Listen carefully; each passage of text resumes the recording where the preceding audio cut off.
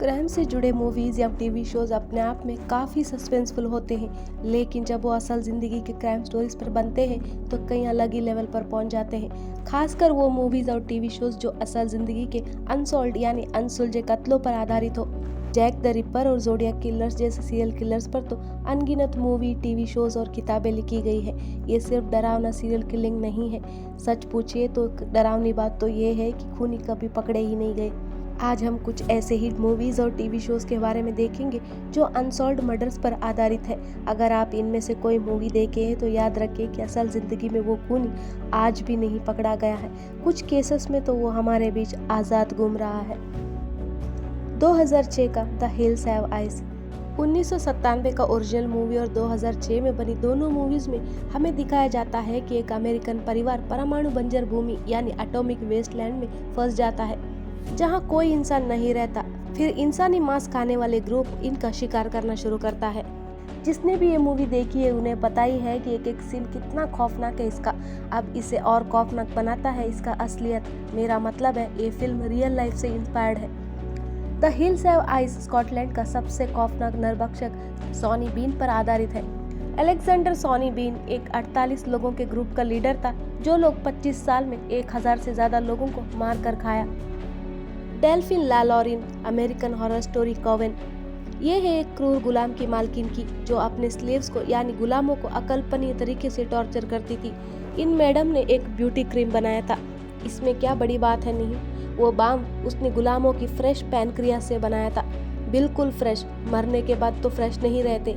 ये कोई काल्पनिक कहानी नहीं है, ये एपिसोड आधारित है 19वीं सदी की न्यू ऑरलेन की एक अमीर सोशलिस्ट डेल्फिन लालॉरिन के असल जिंदगी से। 1834 को एक गुलाम ने इस उम्मीद में घर में आग लगाई कि कोई आकर मदद करेगा। जब अग्निशामक दल आई तो 70 साल का रसोइया, जो एक गुलामी था, फायर फाइटर्स से विनती करता है कि अटारी में फंसे लोगों को पहले बचाए। जब फायर फाइटर्स ने अटारी का दरवाजा खोला तो उन्होंने उल्टियां की। अंदर जिंदगी और मौत के बीच लड़ रहे कई आदमी और औरतें पड़ी थी। उन्हें जानवर की तरह फेंका गया था। उनकी हड्डियां टूटी हुई थी, चमड़ी निकाली गई थी और होठों को सिल दिया गया था। जब ये बात बाहर आई तो गुस्साए लोगों ने लालॉरिन के घर को तबाह कर दिया, लेकिन मैडम अपने पति के साथ वहां से भागने में सफल हुई। कोई नहीं जानता कि उनके साथ फिर आगे क्या हुआ। 2001 का फ्रॉम हेल, वैसे तो जैक द रिपर पर बनी फिल्मों की लिस्ट तो रुकती नहीं, लेकिन जॉनी डेप का फ्रॉम हेल सबसे डरावनी है। एलन मोर और एडी कैम्पबेल की फ्रॉम हेल नाम की ग्राफिक नॉवेल पर आधारित है ये मूवी। इस मूवी में जॉनी डेप डिटेक्टिव का रोल निभाए हैं, जो 19वीं सदी में लंदन की अनसुलझे कत्लों का जांच किया था। असल जिंदगी में ये गुमनाम serial killer Jack the Ripper को अपना निकनेम इसीलिए मिला क्योंकि कथित तौर पर उसने पुलिस को एक चिट्ठी भेजी थी। जैक द रिपर ने 1988 में लंदन के व्हाइट चैपल जिले में सीरियल किलिंग्स को अंजाम दिया। उसके सारे विक्टिम्स के अंदरूनी अंग निकाले गए थे।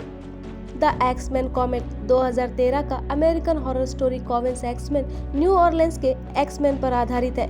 असली एक्समैन जिसने 1918 और 1919 में न्यू ऑरलेंस में आतंक मचा दिया था और अपने शिकारों पर कुल्हाड़ी से हमला करता था, और ये कभी नहीं पकड़ा गया। एक्समैन ने एक लोकल न्यूज़पेपर को चिट्ठी लिखकर कहा कि जो जैज म्यूजिक सुनेगा मैं उसे नहीं मारूंगा। 6 कत्लों के बाद अक्टूबर 1919 में कत्ल रुक गया। द टाउन द ड्रेडेड संडो, एक सीरियल किलर 8 लोगों पर हमला करता है और 5 लोग मारे भी जाते हैं। 1946 में 3 महीने के भीतर द फैंटम किलर ने टेक्सरकाना के पास 8 लोगों पर हमला किया था। इस सीरियल किलिंग्स को द मूनलाइट मर्डर्स भी कहा जाता है। ये फैंटम किलर आज भी नहीं पकड़ा गया है। 2008 का द स्ट्रेंजर्स, ये फिल्म की कहानी बताती है कि एक जोड़ा दूर दराज के जंगल में बनी कैबिन में छुट्टियां मनाई जाती है और उनका गुड़ियों का मास्क वाले अनजान लोग कत्ल कर देते हैं। फिल्म में बताया कि ये मूवी ट्रू इवेंट्स से इंस्पायर्ड है।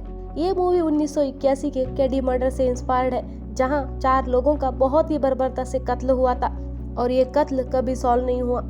1981 को कैलिफोर्निया के कैडी के कैबिन नंबर 28 में रह रहे 4 लोगों का बहुत ही भयानक तरीके से कत्ल हो जाता है। 36 साल की ग्लेना सुशार, उनका 15 साल का बेटा जॉन और उसका दोस्त 17 साल की डैना विंगटे। ग्लेना की बेटी 12 साल की टीना उस रात को कैबिन से गायब हो गई थी और उसका लाश 1984 को बरामद हुआ। कैडी कैबिन मर्डर्स के खूनी आज भी गुमनाम है। हाँ, एक और बात, उस रात को कैबिन में ग्लेना की 2 छोटे बच्चे 10 साल के रिक और 5 साल का ग्रेग भी थे, जो बिना कोई खरोच के जिंदा बच गए थे।